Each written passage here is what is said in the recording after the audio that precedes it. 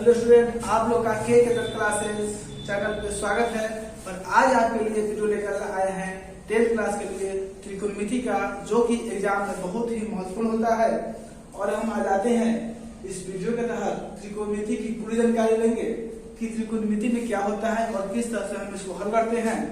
ठीक है, वीडियो को आराम से आप देखिएगा, कारण यह जो वीडियो बनने वाला है वो कुछ लंबा होगा। कार्य की त्रिकोणमिति को 0 से लेकर हीरो तक आपको बताया जाएगा कि आप अगर त्रिकोणमिति में किसी भी प्रकार से बहुत ही कमजोर हैं और एग्जाम देने वाले हैं 10th क्लास के, तो आप त्रिकोणमिति से डरे नहीं, त्रिकोणमिति से आप लड़े। कहा गया है कि कोशिश करने वाले की हार नहीं होती है। और सच में आपके लिए यह कोशिश करने के लिए हम वीडियो लेकर आए हैं कि त्रिकोणमिति से डरे नहीं, त्रिकोणमिति से अब आप क्या करें, लड़ना होगा, तब जाके आगे बढ़ना होगा। और आते हैं हम त्रिकोणमिति के इस टॉपिक में। पहला क्या होता है, त्रिकोणमिति। आप यहाँ ध्यान दीजिएगा कि यह जो टॉपिक है त्रिकोणमिति की है। और त्रिकोणमिति सबसे पहले कहते किसको है? त्रिकोणमिति कहते किसको है?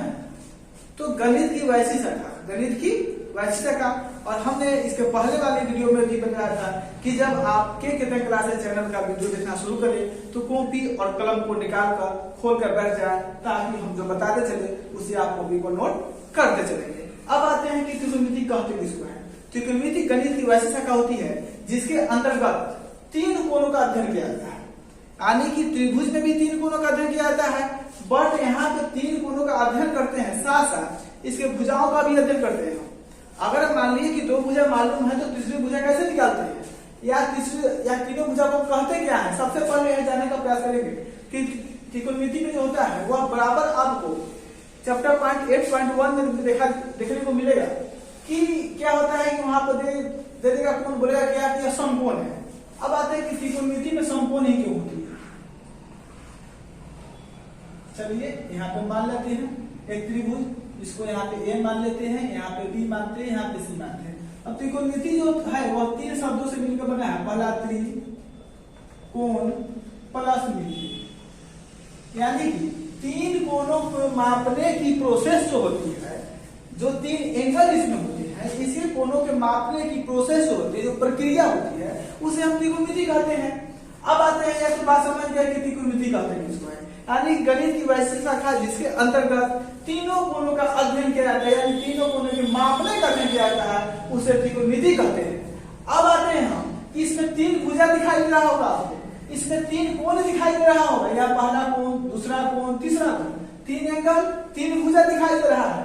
अब आते हैं कि तीनों को बारी बारी से हम क्या पढ़ते हैं, क्या कहते हैं। तो सबसे पहले अगर नामकरण किया जाए, नामकरण का मतलब होता है कि नाम रखना। यहाँ पे मानेंगे नीचे वाली तो ए बी हो जाएगा, या बी ए कह सकते हैं, इस वाले को ए सी कह सकते हैं, या सी ए कह सकते हैं, बगल वाली को बी सी कह सकते हैं, या सी बी कह सकते हैं।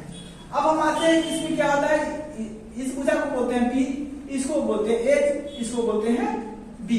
यानी कि पी का मतलब होता है परपेंडिकुलर, यानी कि लंब। बी का मतलब होता है बेस, बेस का मतलब होता है आधार, इसका मतलब होता है हाइपोटेनस, यानी कि लंब। यानी यहाँ पे लंब नहीं, कर्व। हाइपोटेनस मतलब कर्व, बेस मतलब आधार, बेस मतलब आधार, परपेंडिकुलर मतलब लंब। अब सबसे पहले आप जान गए कि यहाँ पे लंब होता है, यहाँ पे आधार होता है, यहाँ पे क्या होता है, कर्व होता है। और लंब जो होता है, आधार जो होता है, इससे सबसे बड़ी भुजा जो होती है, सबसे बड़ी जो होती है, वह आपकी कर्ण कहलाती है। अब तो बात को समझ गए, यहाँ पे हरवाना कुछ नहीं है, कॉपी को खोल रखना है और आपको नोट करते चलना है, ताकि वीडियो देखने के बाद उसको फिर से पढ़े और फिर जहां नहीं समझ में आए फिर चैनल पे जाके वीडियो को खोले और देखे कि कहाँ आपकी कमजोरी हो रही थी, कहाँ दिक्कत हो रही थी, और उसको समझने का प्रयास करें। इसीलिए हम आपके लिए वीडियो लेकर आते रहते हैं। यहाँ P मतलब परपेंडिकुलर, B मतलब बेस माने आधार, H माने हाइपोटेनस यानी कि कर्व। सबसे पहले समझ गए कि नीचे वाली भुजा जो होती है उसको बेस कहते हैं। ये बात हर समय याद रखिएगा कि नीचे वाली जो होती है लाइन होती है उसको हम बेस बोलते हैं, यानी कि आधार बोलते हैं। किसी चीज का आधार नीचे ही होता है, इसलिए बीच बोलते हैं। ये वाला परपेंडिकुलर, ये वाला H होता है हाइपोटेनस। अब आते हैं त्रिकोणमिति में 3 तो भुजा हुआ, 3 कोण होता है, 3 एंगल होता है। अब आते हैं इसमें 6 अनुपात होते हैं। अनुपात कौन होते हैं तो पढ़ेंगे कि साइन थीटा, कॉस थीटा और क्या tan थीटा। तो sin theta cos theta, tan theta तो sin का फॉर्मूला क्या होता है p/h, cos का होता है b/h, tan का होता है p/h। अब सबसे पहले हमने बताया कितना अनुपात, 3 अनुपात, कौन कौन, sin, cos और tan। और ठीक इसी का उल्टा जो होता है वो होता है, मान ली यहाँ पे होता है कोसेक, मान ली नहीं होता ही है कोसेक, सेक और होता है कॉट। तो कोसेक का फॉर्मूला क्या होता है, इसको उलट देते हैं h/p, h/p होता है। इसका फॉर्मूला क्या होता है, h/p होता है। इसका क्या होता है, b/p होता है। अब तो समझ गए कि 1 2 3 4 5 6 ये त्रिकोणमिति के जो होते हैं ये 6 अनुपात होते हैं। अगर आप इस चैनल पे नए हैं तो चैनल को सब्सक्राइब कर दे, कारण कि जो वीडियो बने उसका नोटिफिकेशन मिले और आप उस वीडियो को देख सकें। अब आते हैं sin theta, cos theta, tan theta, cosec theta, sec theta और cot थीटा। यहाँ पे अब आप अगर सोचने का प्रयास करिएगा, सोचिएगा कि आखिर थीटा क्या होता है। यानी sin को लिख दिए 6 अनुपात है, मान लीजिए इसको। अब थीटा क्या होता है, तो थीटा का मतलब होता है कि यहाँ पे कोण अगर मान नहीं दिया है तो किसी भी कोण को मान निकालने के लिए थीटा मान लेते हैं, तो sin थीटा हो गया। अब तो थीटा समझ गए और कॉपी को खोल लिखते थे, sin थीटा बराबर p/h, cos थीटा बराबर b/h, tan थीटा बराबर p/b, cosec थीटा बराबर h/p, sec थीटा बराबर h/b और cot थीटा बराबर b/b। अब आते हैं याद कैसे करेंगे इसको। तो सबसे पहले याद करने के बहुत सारे तरीके हैं, यानी कि sin का p/h, cos का b/h, tan का t/b। यानी कि पहले बोलेंगे क्या कि प्रणाम बाबा प्रणाम, फिर बोलेंगे हरे हरे बोल, यानी कि प्रणाम बाबा प्रणाम, हरे हरे बोल। क्या बोलना है, शासन बोलिए, प्रणाम बाबा प्रणाम, हरे हरे बोल। अब जब यह 3 चीज आपको याद आता है कि प्रणाम बाबा प्रणाम हरे हरे बोल, तो यानी कि sin theta, cos theta, tan theta को आपने याद कर लिया। अब इसके बाद क्या करते हैं कि sin को कोसेक में बदल देते हैं, यानी sin का उल्टा कोसेक याद रखिएगा। अब याद करने का कंफ्यूजन क्या होता है कि सर sin का कोसेक cos का सेक उल्टा याद कैसे रहेगा। तो याद रखने के लिए भी हम बता रहे हैं आपको कि s का उल्टा तो s होता नहीं है, s का उल्टा s होता नहीं है, तो c का मान सकते हैं उल्टा। और जब c का उल्टा s होता है तो s को यहाँ लिख दीजिए और c वाला s वाला को यहाँ लिख दीजिए, ये दोनों उल्टा बन जाएगा। तो जब उल्टा बनेगा तो इसको पलट दीजिएगा, t वाला को नीचे कर दीजिएगा, s वाला को ऊपर कर दीजिएगा। फिर जब उल्टा cos का सेक हो जाएगा तो b को नीचे कर दीजिएगा, s को ऊपर कर दीजिएगा। और फिर tan का होता है t/b, यानी tan t से खत्म शुरू और यहाँ पे cot में खत्म होता है cot cot। और थीटा अब इसको नीचे करिएगा, इसको ऊकर देगा, ये आपका 6 अनुपात होता है। अब आते हैं कि इस अनुपात का जरूरत कहां पड़ता है, इस अनुपात का जरूरत कहां पड़ता है। तो जरूरत पड़ता कब है, आप ध्यान दीजिएगा। यहाँ पे बार बार आपको समकोण त्रिभुज पूछेगा, जैसे ही पूछेगा कि AB एक त्रिभुज है, क्या है ABC एक समकोण त्रिभुज है, बार बार समझने का प्रयास कीजिएगा। नहीं दिक्कत हो वीडियो में, वीडियो को रोक कर देखिएगा, लेकिन समझेगा जरूर। अब ABC एक क्या है, समकोण त्रिभुज है। बोल दिया आपको कि समकोण त्रिभुज है, आपने तो क्या कीजिएगा, जहां मन करेगा वहां ABC रखिएगा। ठीक भाई, जहां मन करे वहां रखेगा, लेकिन बीच में जो दिया है ना, यहाँ पर अगर लिख दे PQR, यहाँ पर देते STU, जो बीच में रहे उसी को समकोण रखिएगा। यानी कि समकोण का मतलब होता है जो कोण 90 डिग्री के बराबर हो उसको समकोण त्रिभुज कहते हैं। यहाँ पे यानी कि यहाँ पे B रखिएगा। उसके बाद आपको मन करे तो यहाँ ये रखिए, मन करे तो यहाँ C रखिए, मन करे तो यहाँ ये रखिए, मन करे तो यहाँ C रखिए। अब ऐसा नहीं कि सर जी यहाँ C रख दिए तो हम भी वहीं C रखेंगे, सर जी ये रख दिए तो हम यहीं पर रखेंगे, ऐसा नहीं। जहां मर्जी वहां रखिए, बट ये चीज याद रखिएगा कि जो बीच में दिया है और समकोण त्रिभुज जब बोले त्रिकोणमिति में तो उस बीच वाले को यहाँ पे लिखिएगा। अगर बीच वाले को यहाँ पे नहीं लिखते हैं तो आपका गणित क्या होगा, गलत हो जाएगा। और जब बनाने में ही गलत हो जाएगा तो नीचे पूरा मैथ में गलती हो जाएगा, जिस कारण से एग्जाम में आपका नंबर कट सकता है। अब क्या कहते हैं, ये तो समझ लिए हम, या ऐसे लिखे या ये लिखे या ये लिखे या ऐसे लिखे, कोई फर्क नहीं पड़ता है। बट ये कोई यहाँ जो बीच में रहेगा, बीच वाले को यहाँ पे लिखना है। अब आते हैं, मान लीजिए कि आपको दे दिया, यहाँ पे क्या दे दिया, 3 दे दिया, यहाँ पे 4 दे दिया और बोला क्या कि साइन थीटा का फॉर्मूला निकाले, साइन थीटा बराबर निकाले। तो साइन बराबर याद कर लिए आप कि प्रणाम प्रणाम हरे हरे बोलता, पहले P लिख दिए, पहले हरे लिख दिए, तो P/h हो गया। अब तो देखिएगा यहाँ पे क्या भाई P से दिखाई देती, क्या होता है यहाँ पे लंब को 30 को 3। अब देखिए 2 चीज पूछेगा, और एक बात ध्यान देते चलिएगा, साइन पूछेगा और साइन सी पूछेगा। साइन सी पूछेगा, ध्यान रखिएगा कि जिस कोण का पूछे यानी कि ए पूछे या सी पूछे तो क्या करना है, इसको ध्यान नहीं देना है। यहाँ पे ऐसे त्रिभुज बनाना है, यहाँ पे बी रखना है। अब देखना क्या है कि पूछ कौन रहा है, ए वाला कि सी वाला, कौन वाला, ए वाला कि सी वाला। इसके तहत चलिएगा जो हम बताने जा रहे हैं तो आपको कभी इसमें और इसमें चेंजिंग करने की जरूरत नहीं पड़ेगी। आपने अभी तक यूट्यूब पर वीडियो देखा होगा जिसमें बार बार बताया जाता होगा कि आधार को लंब को चेंज करते हैं तब ए और साइन निकलता है, लेकिन हम यहाँ किसी प्रकार से आधार और लंब को चेंज नहीं करने वाले हैं, बट केवल ए का क्वेश्चन कर देंगे और वही आपका बन जाएगा साइन सी का और साइन ए का आंसर आ जाएगा। देखते हैं कैसे बिना चेंज किए हम बनाते हैं। जो लंब रहेगा वह जिंदगी भर लंब रहेगा, जो आधार रहेगा वह पूरे जिंदगी भर आधार रहेगा। अब यहाँ पे बदलते नहीं है, देखते हैं क्या क्या निकालना है, सी निकालना है। सी को यहाँ दीजिए, एक बचे यहाँ दीजिए। जिसको बोले निकालने के लिए ध्यान निकाल देना, ध्यान दो। यहाँ पर क्या रखना है कि जिसको बोले उसको कहाँ रखना है, यहाँ रखना है।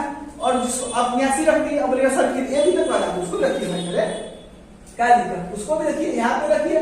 बी रखिए, सी वाला बच गया तो बच जाएगा। अब देखिए तो यहाँ पर दे दिया 3, यहाँ पर दे दिया 4। अब मान लीजिए कि ए बी बराबर दे दिया 3, क्या दे दिया आपको, ए बी बराबर 3 और बी सी बराबर 4। मान लीजिए ए बी बराबर 3, ए बी बराबर 3 कहाँ, यहाँ पर 3 रखिए। बी सी बराबर 4, तो बी से 4 कहाँ, यहाँ पर रखिए।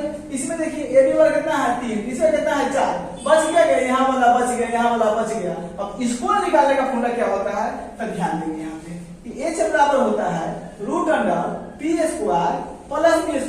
ठीक उसी तरह से कभी क्या होगा आपको, एच दे देगा, बी दे देगा, पी बोलेगा निकालिए, तो पी के जो जरूरत पड़े तो इस फॉर्मूला को तुरंत लगा दीजिए कि h² माइनस b²। जब b का जरूरत पड़े तो लिख दीजिए यहाँ पे h² माइनस b²। याद रखिएगा। अब यहाँ पे आते हैं कि याद ही वाला भी कैसे होगा सब, ऊपर से अब बताते हैं कि उलट दो ऊपर नाम, लेकिन नीचे का कोई ट्रिक है कि नहीं आपके पास, उसका भी ट्रिक बना हुए हैं। क्या ध्यान देना है, हमने सबसे पहले बोला कि हाइपोटेनस जो होता है यानी कि कर्ण जो होता है वह त्रिकोण ये तीनों भुजाओं में सबसे बड़ा होता है, और जब बड़ा होगा तो बिना जोड़े हुए बड़ा नहीं हो सकता है। छोटा छोटा को जोड़िएगा ना तब जाके वो बड़ा बनेगा। तो देख लीजिए, इसको बड़ा करना है तो बड़ा करना है तो जोड़ना पड़ेगा, यानी कि √² प्लस करना होगा।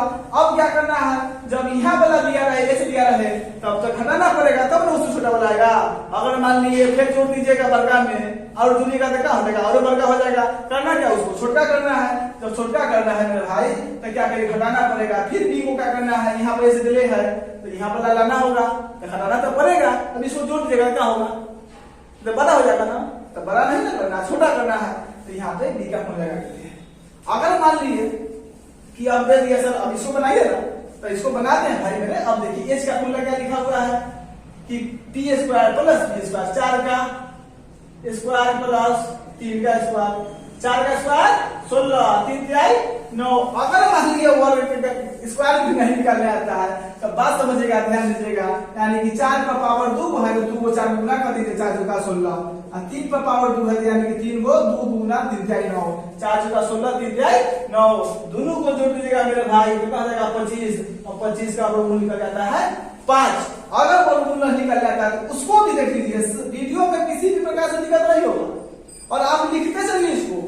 अब इसको देखते हैं 50, 25, 2 को जोड़ा लगाते हैं वर्गमूल में हम लोग, कारण कि यहाँ 2 पाया जाता है, दोनों को मिला के ये वो लिखते हैं क्या, यहाँ पर 5। अब एच का भी क्या है आपको 5 आ गया, यहाँ पे 5 लिखिए और यहाँ पर भी 5 लिख दीजिए। जब दोनों 5 लिखते हैं, आइए अब साइन ए निकालिए और साइन सी निकालिए, दोनों निकालिए। यहाँ पे क्या कीजिए, साइन ए बराबर क्या होगा, p वाली ऐसे।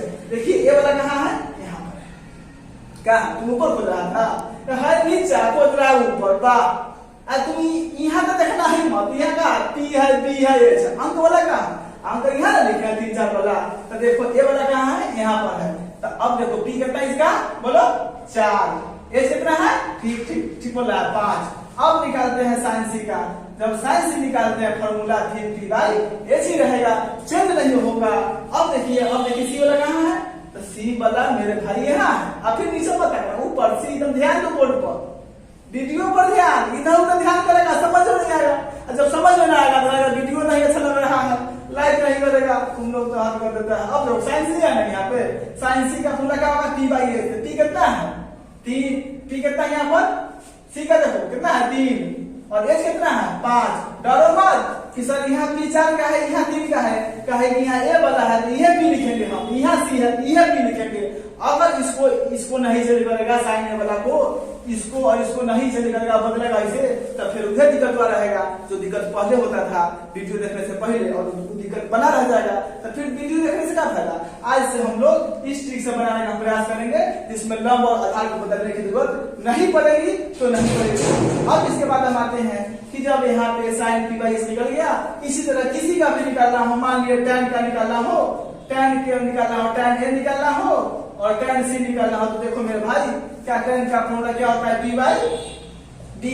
T कितना है देखो, तो अब किसका निकालना है, A का निकालना है, A वाला भी बताते हैं। यहाँ देखो A कितना है 4, B कितना है 3।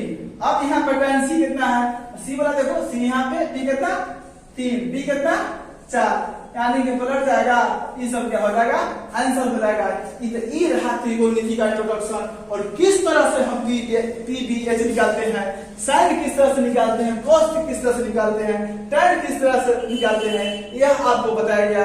और अब इसके बाद अगर वीडियो आपको अच्छा लगे, जबरदस्ती नहीं है, अगर वीडियो अगर थोड़ा भी देखने में आपको अच्छा लगे है, थोड़ा भी समझ में आया हो, तो चैनल को लाइक करें, सब्सक्राइब करें, शेयर करें और कमेंट करें कि इसके बाद हम आपसे प्रोत्साहित होकर नए नए वीडियो ला सके। तब तक के लिए धन्यवाद। Thank you watching for video.